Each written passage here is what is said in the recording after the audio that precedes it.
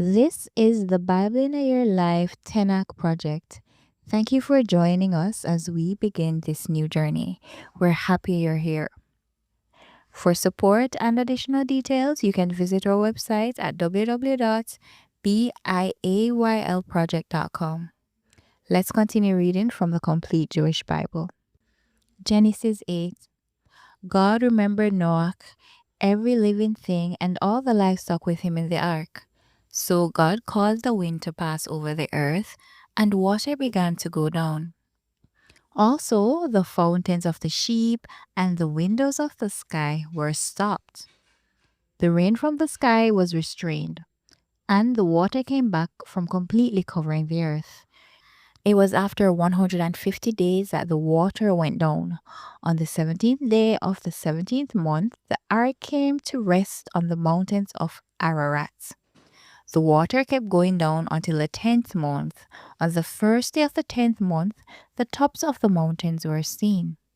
After 40 days, Noah opened the window of the ark which he had built, and he sent out a raven, which flew back and forth until the water had dried up from the earth. Then he sent out a dove to see if the water had gone from the surface of the ground. But the dove found no place for her feet to rest, so she returned to him in the ark, because the water still covered the whole earth. He put out his hand, took her, and brought her in to him in the ark. He waited another 7 days and again sent the dove out from the ark. The dove came in to him in the evening, and there in her mouth was a freshly plucked olive leaf, so no one knew that the water had cleared from the earth. He waited yet another 7 days and sent out the dove, and she didn't return to him any more. By the first day of the first month of the 601st year, the water had dried up from the earth. So Noah removed the covering of the ark and looked. And yes, the surface of the ground was dry. It was on the 27th day of the second month that the earth was dry. God said to Noah, "Go out from the ark, you, your wife, your sons, and your sons' wives with you. Bring out with you every living thing you have with you, birds, livestock, and every animal that creeps on the earth, so that they can swarm on the earth. Be fruitful and multiply on the earth." So Noah went out with his sons, his wife, and his sons' wives. Every animal, every creeping thing, and every bird, whatever moves on the earth according to their families, went out of the ark. Noah built an altar to Adonai. Then he took from every clean animal and every clean bird, and he offered burnt offerings on the altar. Adonai smelled the sweet aroma, and Adonai said in his heart, "I will never again curse the ground because of humankind, since the imaginings of a person's heart are evil from his youth. Nor will I ever again destroy all living things as I have done. So long as the earth exists, sowing time and harvest, cold and heat, summer and winter, and day and night will not cease." Genesis 9. God blessed Noah and his sons and said to them, "Be fruitful, multiply, and fill the earth. The fear and the dread of you will be upon every wild animal, every bird in the air, every creature populating the ground, and all the fish in the sea. They have been handed over to you. Every moving thing that lives will be food for you. Just as I gave you green plants before, so now I give you everything. Only flesh with its life, which is its blood, you are not to eat. I will certainly demand an accounting for the blood of your lives. I will demand it from every animal and from every human being. I will demand from every human being an accounting for the life of his fellow human being. Whoever sheds human blood by a human being will his own blood be shed. For God made human beings in his image, and you people, be fruitful, multiply, swarm on the earth, and multiply on it. God spoke to Noah and his sons with him. He said, "As for me, I am here with establishing my covenant with you, with your descendants after you, and with every living creature that is with you, the birds, the livestock, and every wild animal with you, all going out of the ark, every animal on earth. I will establish my covenant with you that never again will all living beings be destroyed by the waters of flood, and there will never again be a flood to destroy the earth." God added, "Here is the sign of the covenant I am making between myself and you and every living creature with you, for all generations to come. I am putting my rainbow in the cloud. It will be there as a sign of covenant between myself and the earth. Wherever I bring clouds over the earth and the rainbow is seen in the cloud, I will remember my covenant which is between myself and you and every living creature of any kind, and the water will never again become a flood to destroy all living beings. The rainbow will be in the cloud, so that when I look at it, I will remember the everlasting covenant between God and every living creature of any kind on the earth." God said to Noah, "This is the sign of the covenant which I have established between myself and every living creature on the earth." The sons of Noah who went out from the ark were Shem, Ham, and Japhet. Ham is the father of Canaan. These three are the sons of Noah, and the whole earth was populated by them. Noah, a farmer, was the first to plant a vineyard. He drank so much of the wine that he got drunk and lay uncovered in his tent. Ham, the father of Canaan, saw his father shamefully exposed, went out and told his two brothers. Shem and Japhet took a cloak, put it over both their shoulders, and walking backward, went in and covered their naked father. Their faces were turned away so that they did not see their father lying there shamefully exposed. When Noah awoke from his wine, he knew what his youngest son had done to him. He said, "Cursed be Canaan. He will be a servant of servants to his brothers." Then he said, "Blessed be Adonai, the God of Shem. Canaan will be their servant. May God enlarge Japhet. He will live in the tents of Shem, but Canaan will be their servant." After the flood, Noah lived 350 years. In all, Noah lived 950 years. Then he died. Genesis 10. Here is the genealogy of the sons of Noah. Shem, Ham, and Japhet's sons were born to them after the flood.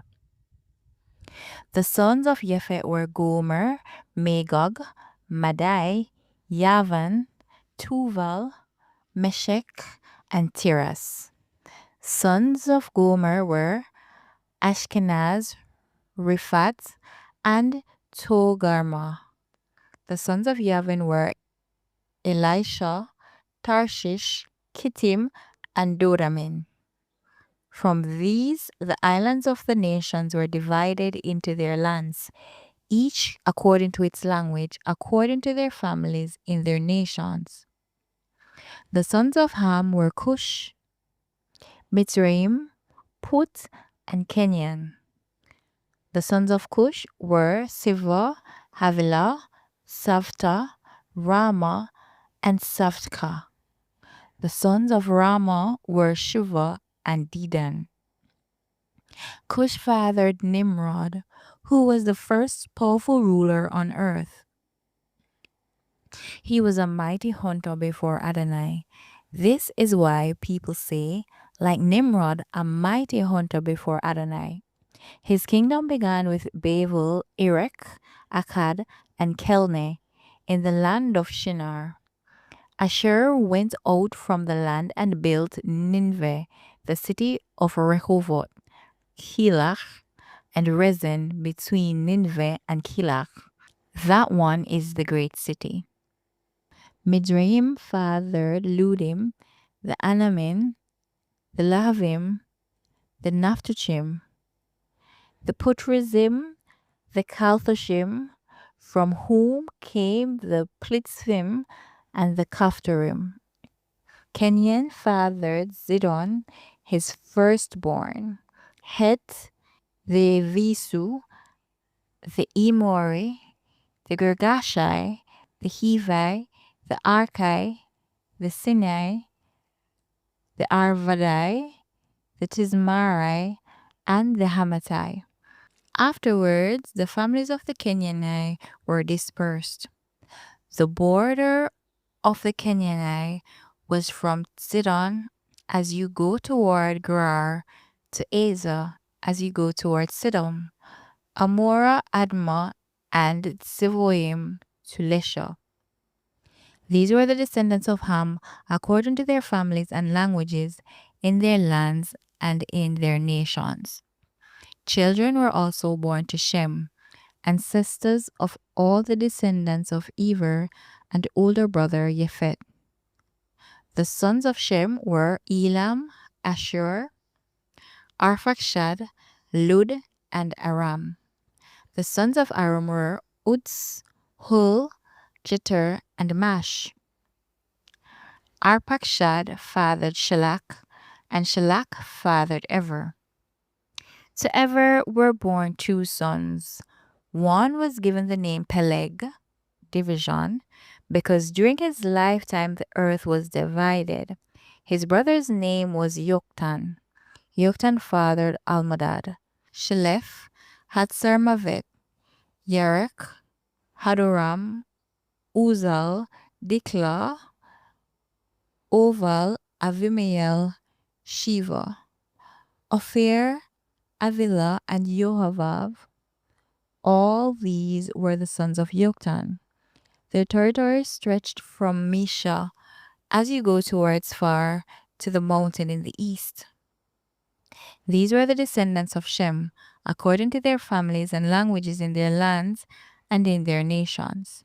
These were the families of the sons of Noach, according to their generations in their nations. From these, the nations of the earth were divided up after the flood. Genesis 11. The whole earth used the same language, the same words. It came about that as they traveled from the east, they found a plain in the land of Shinar and lived there. They said to one another, "Come, let us make bricks and bake them in the fire." So they had bricks for building stone and clay for mortar. Then they said, "Come, let's build ourselves a city with a tower that has its top reaching up into the heaven, so that we can make a name for ourselves and not be scattered all over the earth." Adonai came down to see the city and the tower the people were building. Adonai said, "Look, the people are united. They all have a single language, and see what they're starting to do. At this rate, nothing they set out to accomplish will be impossible for them. Come, let's go down and confuse their language so that they won't understand each other's speech." So from there, Adonai scattered them all over the earth, and they stopped building the city. For this reason, it is called Bavel, confusion, because there Adonai confused the language of the whole earth, and from there Adonai scattered them all over the earth. Here is the genealogy of Shem. Shem was 100 years old when he fathered Arpachshad 2 years after the flood. After Arpachshad was born, Shem lived over 500 years and had sons and daughters. Arpachshad lived 35 years and fathered Shelach. After Shelach was born, Arpachshad lived another 403 years and had sons and daughters. Shelach lived 30 years and fathered Ever. After Ever was born, Shelach lived another 403 years and had sons and daughters. Ever lived 34 years and fathered Peleg. After Peleg was born, Ever lived another 430 years and had sons and daughters. Peleg lived 30 years and fathered Reu. Reu was born. Peleg lived another 209 years and had sons and daughters. Reu lived 32 years and fathered Serug. After Serug was born, Reu lived another 207 years and had sons and daughters. Serug lived 30 years and fathered Nachor. After Nachor was born, Serug lived another 200 years and had sons and daughters. Nachor lived 29 years and fathered Terach. After Terach was born, Nachor lived another 119 years and had sons and daughters. Terach lived 70 years and fathered Avram, Nachor, and Haran. Here is the genealogy of Terach. Terach fathered Avram, Nachor, and Haran fathered Lot. Haran died before his father Terach in the land where he was born, in Ur of Kesdim. Then Avram and Nachor took wives for themselves. The name of Avram's wife was Sarai, and the name of Nachor's wife was Milcah, the daughter of Haran. He was the father of Milcah and the son of Yiscah. Sarai was barren, she had no child. Terach took his son Avram, his son Aaron's son Lot, and Sarai his daughter-in-law, his son Avram's wife, and they left Ur of Chassidim to go to the land of Canaan. But when they came to Haran, they stayed there. Terach lived 205 years, and he died in Haran. Amen.